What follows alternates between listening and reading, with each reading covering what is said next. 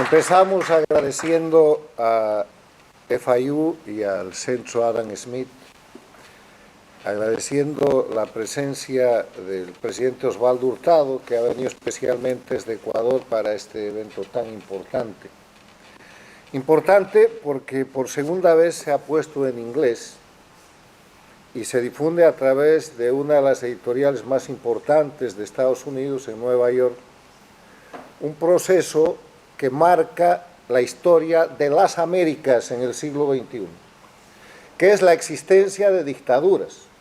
la existencia de regímenes con presos políticos, con tortura, con exiliados políticos, con persecución, regímenes que han convertido sus países en narcoestados, que trafican con todo lo que pueden, que son organizaciones de crimen organizado transnacional y que amenazan a toda la región y al mundo. Las dictaduras del socialismo del siglo XXI, que como ha expresado el presidente Hurtado, él puso por primera vez en expresión de estudio sociológico-político, señalando valientemente desde el Ecuador, cuando Correa era dictador, la existencia de ese sistema dictatorial nacido de la expansión de la dictadura más antigua, que es la dictadura de Cuba, que estableció sus mecanismos y su know-how en países de América Latina. Quiero primero ponderar la personalidad del presidente Hurtado como un extraordinario promotor y defensor de la democracia, como un defensor de la política, que es una de las categorías y de las actividades desprestigiadas y venida a menos por acción de asesinato de la reputación institucional que le interesa a las dictaduras contra la actividad política, porque cuanto más mejor y más amplia es la política, menos posibilidad de dictadura hay. Osvaldo Hurtado también es un gran defensor de los partidos políticos, que son los instrumentos de la acción política para sostener, para defender, para resolver los temas en democracia. Además de eso, es un gran sociólogo y su obra tan extensa así lo certifica. Podemos coincidir en muchas cosas y discrepar en otras con el presidente Hurtado, pero el aporte que él hace al análisis de la democracia en las Américas es fundamental, porque permite clarificar el eje de confrontación del siglo XXI en las Américas y en el mundo, que no es un eje de confrontación de la disputa del capitalismo contra el comunismo, que fue superado con el triunfo del capitalismo el siglo pasado, que no es un eje de confrontación de los países desarrollados contra los no desarrollados, es un eje de confrontación de la dictadura, que es crimen organizado, contra la democracia, que es ejercicio y defensa de la libertad. Y esto es tan mundial que lo estamos viendo con la invasión de Rusia a Ucrania. El eje de confrontación mundial por la invasión de Rusia a Ucrania es dictaduras contra democracia. Por eso, alrededor de Rusia está alineada la dictadura comunista de China, está alineada la dictadura nacionalista de la propia Rusia, la dictadura teocrática de Irán, la dictadura de Corea del Norte y las dictaduras del socialismo del siglo XXI, castrochavismo de las Américas. ¿Quiénes respaldan la invasión de Rusia? Los países, los gobiernos, los regímenes dictatoriales. ¿Quiénes están del otro lado? Los países democráticos, y eso no es sino el reflejo del primer inicio que hizo Osvaldo Hurtado, diciendo, señores, hay dictaduras en las Américas, y certificó eso con gran destreza sociológica y política. Yo quiero hacer algunos apuntes sobre el libro de Osvaldo Hurtado y sobre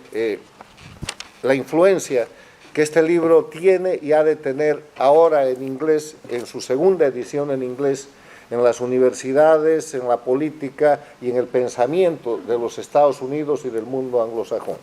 Primero, no hay que hablar de América Latina, hay que hablar de las Américas. El mejor momento para la democracia y para las Américas se dio con el inicio de la Cumbre de las Américas, la primera cumbre aquí en Miami, en Estados Unidos, el año 1994, como resultado de una política formulada por el presidente republicano Bush I, y ejecutada por el presidente demócrata Clinton, que puso en marcha una política que dio lugar después de la cumbre de Quebec a la Carta Democrática Interamericana del 11 de septiembre del 2001, firmada en Lima, que el presidente Hurtado ha mencionado. Pero lamentablemente ese mismo día, ese 11 de septiembre, se produjo el atentado terrorista contra los Estados Unidos, que terminaría siendo la causa para que Estados Unidos abandone esa política exterior y derive en las guerras contra la dictadura, permitiendo el crecimiento de ese proceso dictatorial que hoy día controla Cuba, Venezuela, Bolivia y Nicaragua, y que ha establecido gobiernos paradictatoriales en el México de López Obrador, en la Argentina de Fernández Kirchner, en Colombia con Petro y en Brasil con Lula, que es uno de los fundadores del Foro de Sao Paulo. O sea, hay que hablar de las Américas. Las Américas tienen que volver al momento en el cual se planteó que el desarrollo de las Américas era posible en base a 3 principios: la democracia, el desarrollo sostenible con lucha contra el narcotráfico y el libre mercado. Y eso lamentablemente quedó reducido al libre mercado de América del Norte con el Tratado de Estados Unidos, México y Canadá, y no se pudo expandir sino a tratados bilaterales de Estados Unidos con países como Colombia o como Chile, pero no más allá. Segundo, hay que rescatar el concepto de que la dictadura no es de derecha ni es de izquierda. La dictadura no es un proceso ideológico, es un proceso criminal.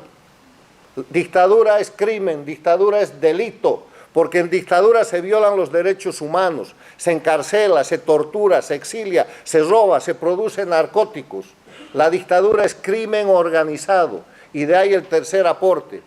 hay que separar el crimen organizado de la política.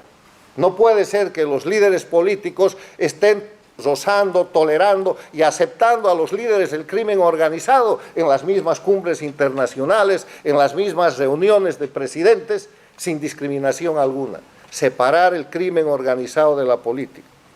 Finalmente, pedirle a los líderes de los países democráticos, y en esto yo quiero ser más optimista que Osvaldo, creo que se pueden hacer cosas importantes para terminar las dictaduras.